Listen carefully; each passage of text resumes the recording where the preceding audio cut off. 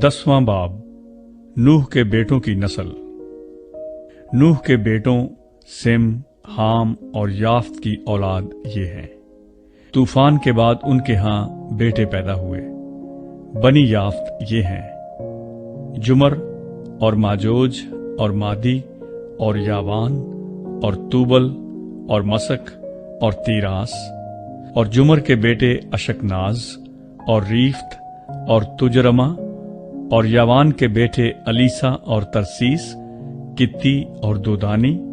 कौमों के जजीरे इन्हीं की नस्ल में बंटकर हर एक की जुबान और कबीले के मुताबिक मुख्तलिफ मुल्क और गिरोह हो गए।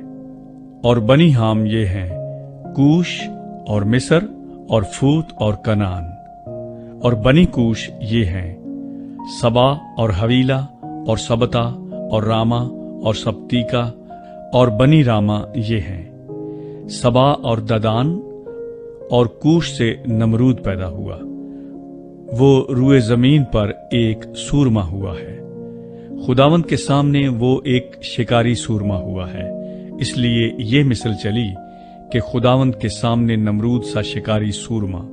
और उसकी बादशाही की इब्तदा मुल्क के सनार में बाबल और अरक और अकाद और कलना से हुई। उसी मुल्क से निकलकर वो असूर में आया और नैनवा और रहूबूत ईर और कलाह को और नैनवा और कलाह के दरमियान रसन को, जो बड़ा शहर है, बनाया। और मिस्र से लोदी और अनामी और लहाबी और नफ्तूही और फतरूसी और कसलूही, जिनसे फिलिस्ती निकले, और कफ्तूरी पैदा हुए।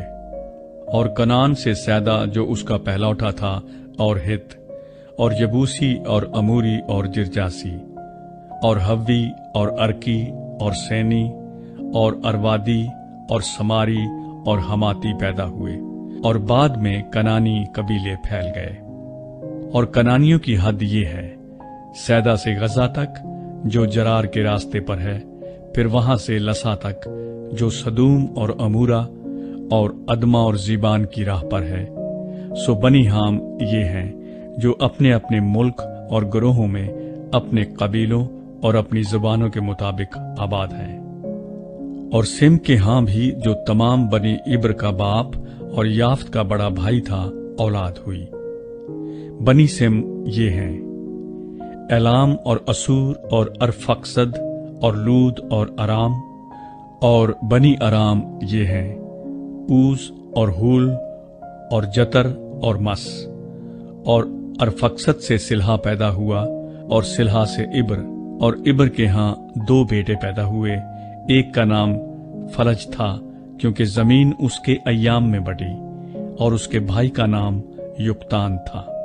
और युक्तान से अलमुदाद और सल्फ और हसार मावत और इराख।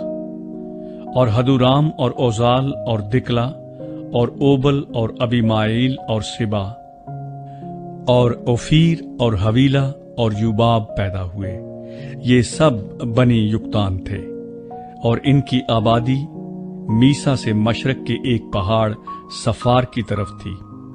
सो बनी सिम ये हैं, जो अपने अपने मुल्क और गिरोहों में अपने कबीलों और अपनी जबानों के मुताबिक आबाद हैं। नूह के बेटों के खानदान उनकी गिरोहों और नस्लों के एतबार से यही हैं। और तूफान के बाद जो कौमें जमीन पर जा बजा मुनकसिम हुई, वो इन्हीं में से थी।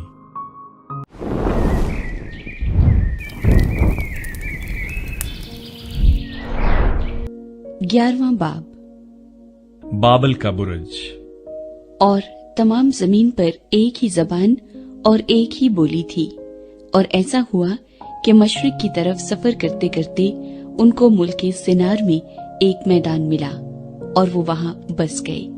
और उन्होंने आपस में कहा, आओ हम ईंटें बनाएं और उनको आग में खूब पकाएं। सो उन्होंने पत्थर की जगह ईंट से और चूने की जगह गारे से काम लिया।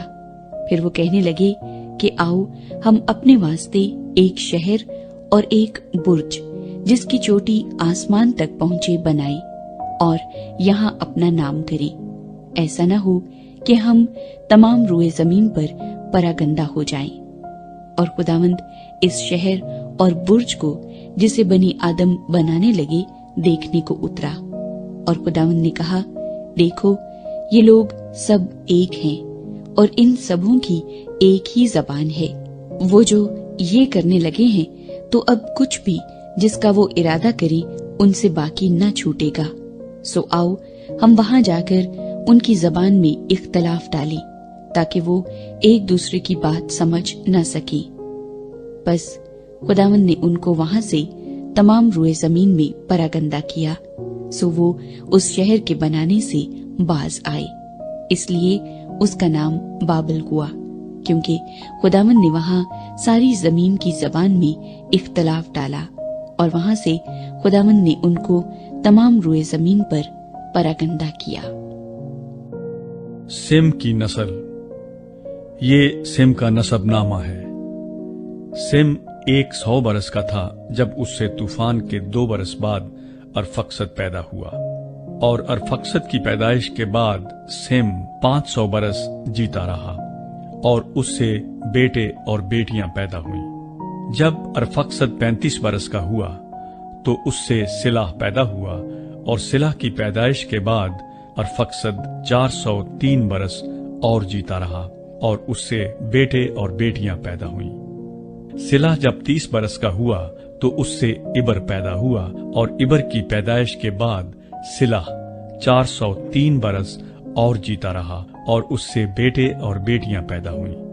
जब इबर 34 बरस का था तो उससे फलज पैदा हुआ, और फलज की पैदाइश के बाद इबर 430 बरस और जीता रहा और उससे बेटे और बेटियां पैदा हुईं। फलज 30 बरस का था जब उससे रऊ पैदा हुआ, और रऊ की पैदाइश के बाद फलज 209 बरस और जीता रहा और उससे बेटे और बेटियां पैदा हुईं। और रऊ 32 बरस का था जब उससे सरोज पैदा हुआ, और सरोज की पैदाइश के बाद रऊ 207 बरस और जीता रहा और उससे बेटे और बेटियां पैदा हुईं। और सरोज 30 बरस का था जब उससे नहूर पैदा हुआ, और नहूर की पैदाइश के बाद सरोज 200 बरस और जीता रहा और उससे बेटे और बेटियां पैदा हुईं। नहूर 29 बरस का था जब उससे ताराह पैदा हुआ, और ताराह की पैदाइश के बाद नहूर 119 बरस और जीता रहा और उससे बेटे और बेटियां पैदा हुईं। और ताराह 70 बरस का था जब उससे अब्राम और नहूर और हारान पैदा हुए। ताराह की नस्ल। और ये तारा का नसबनामा है। तारा से अब्राम और नहूर और हारान पैदा हुए, और हारान से लूत पैदा हुआ, और हारान अपने बाप तारा के आगे अपनी जात बूम यानी कसदियों के ऊर में मरा, और अब्राम और नहूर ने अपना अपना ब्याह कर लिया। अब्राम की बीवी का नाम सारी और नहूर की बीवी का नाम मिल्का था, जो हारान की बेटी थी।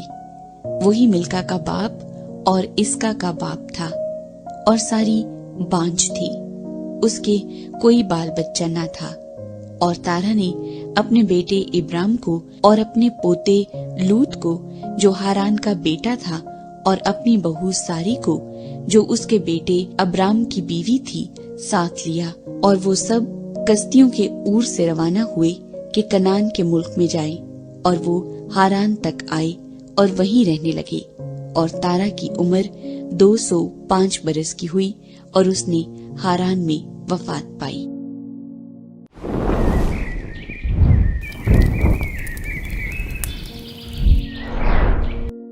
बारहवां बाब। खुदा अब्राम को बुलाता है।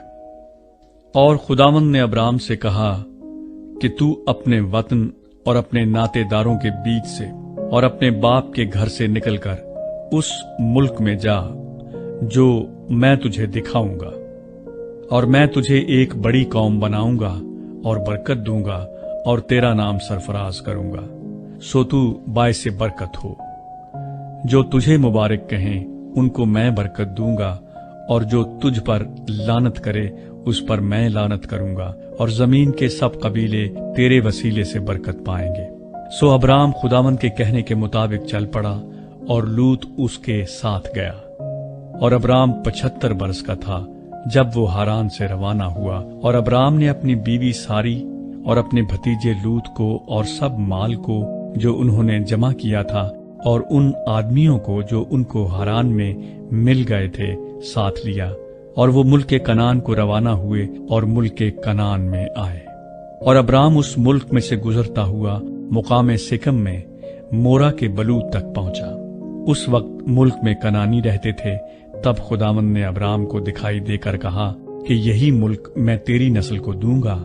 और उसने वहां खुदावंद के लिए जो उसे दिखाई दिया था एक कुर्बानगाह बनाई, और वहां से कूच करके उस पहाड़ की तरफ गया जो बैत-एल के मशरिक में है, और अपना डेरा ऐसे लगाया कि बैत-एल मगरिब में और ऐ मशरक में पड़ा। और वहां उसने खुदावंद के लिए एक कुर्बानगाह बनाई और खुदावंद से दुआ की, और अब्राम सफर करता करता जनूब की तरफ बढ़ गया। अब्राम मिस्र में। और उस मुल्क में काल पड़ा, और अब्राम मिस्र को गया कि वहां टिका रहे, क्योंकि मुल्क में सख्त काल था। और ऐसा हुआ कि जब वो मिस्र में दाखिल होने को था, तो उसने अपनी बीवी सारी से कहा कि देख, मैं जानता हूँ कि तू देखने में खूबसूरत औरत है, और यूं होगा कि मिस्री तुझे देखकर कहेंगे ये उसकी बीवी है, सो वो मुझे तो मार डालेंगे मगर तुझे जिंदा रख लेंगे। सो तू ये कह देना कि मैं इसकी बहन हूँ, ताकि तेरे सबब से मेरी खैर हो और मेरी जान तेरी बदौलत बची रहे। और यूं हुआ कि जब अब्राम मिस्र में आया, तो मिस्रियों ने उस औरत को देखा कि वो निहायत खूबसूरत है, और फिरौन के उमरा ने उसे देखकर फिरौन के हजूर में उसकी तारीफ की, और वो औरत फिरौन के घर में पहुंचाई गई। और उसने उसकी खातिर अब्राम पर एहसान किया, और भेड़ बकरियां और गाय बैल और गधे और गुलाम और लौंडियां और गधियां और ऊंट उसके पास हो गए। पर खुदावंद ने फिरौन और उसके खानदान पर अब्राम की बीवी सारी के सबब से बड़ी बड़ी बलाएं नाजिल की। तब फिरौन ने अब्राम को बुलाकर उससे कहा कि तूने मुझसे ये क्या किया? तूने मुझे क्यों न बताया कि ये तेरी बीवी है? तूने ये क्यों कहा कि वो मेरी बहन है? इसीलिए मैंने उसे लिया कि वो मेरी बीवी बने। सो देख, तेरी बीवी हाजिर है, उसको ले और चला जा।